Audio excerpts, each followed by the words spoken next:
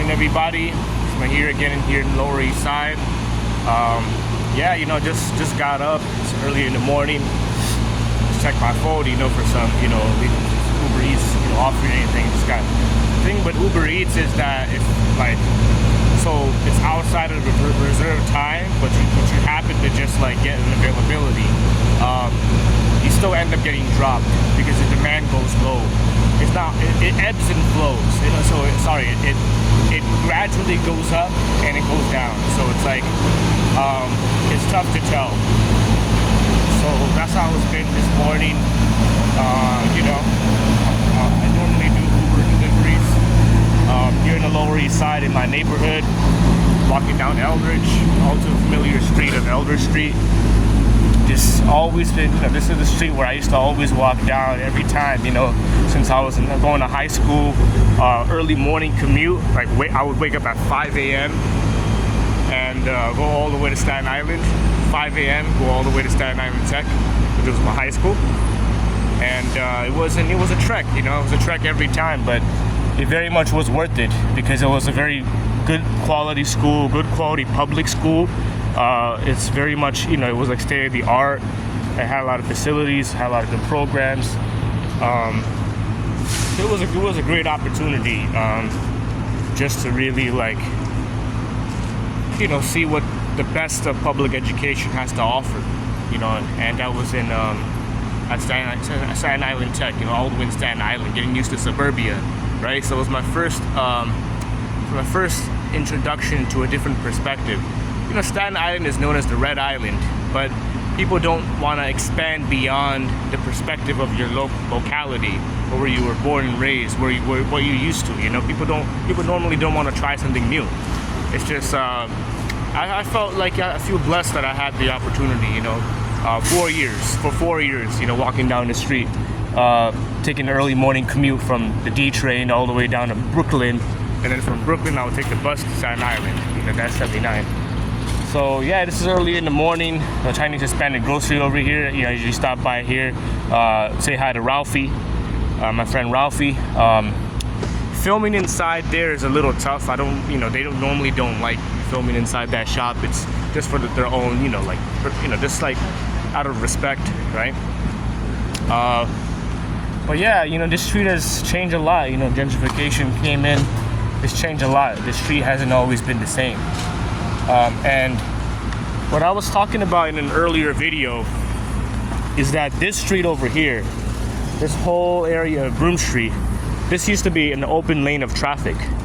There used to be cars that could go by straight here and go all the way down there and make a left or go straight through Broome and Allen.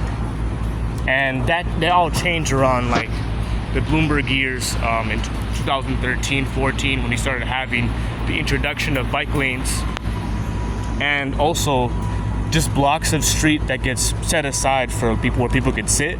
And that just began during the Bloomberg years. That really began before de Blasio even became mayor. And so this whole street essentially got kind of carved. And it's not just this street, it's also another street. If you walk further down Allen near Stanton, it's a similar situation. It seems like, yesterday I was doing Uber deliveries at West Village, over at the West Village on the west side and on Sullivan Street, where Chris Marte happens to live, right?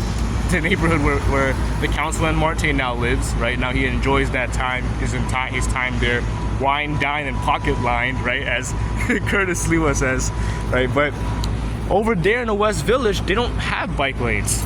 So it's kind of weird, right?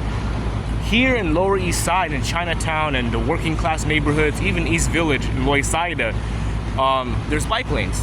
But if you go to the West Village, it's just no bike lanes. I was walking down, literally just going from the east side, walking down Broadway, just like that, Broadway and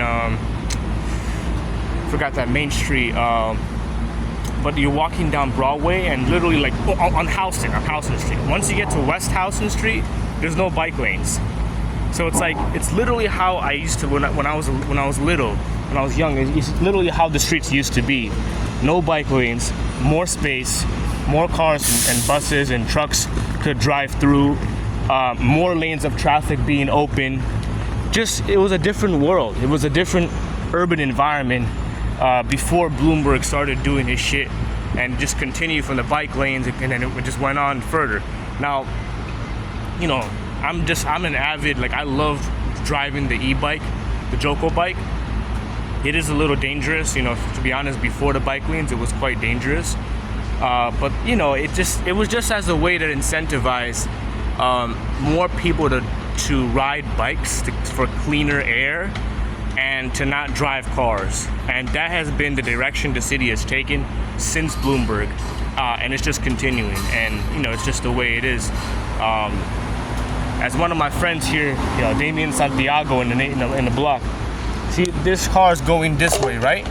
But will this car be able to go all the way down and cross Allen and go into the following street? It used to be able to, but they all changed after, you know, when Bloomberg started doing the bike lanes.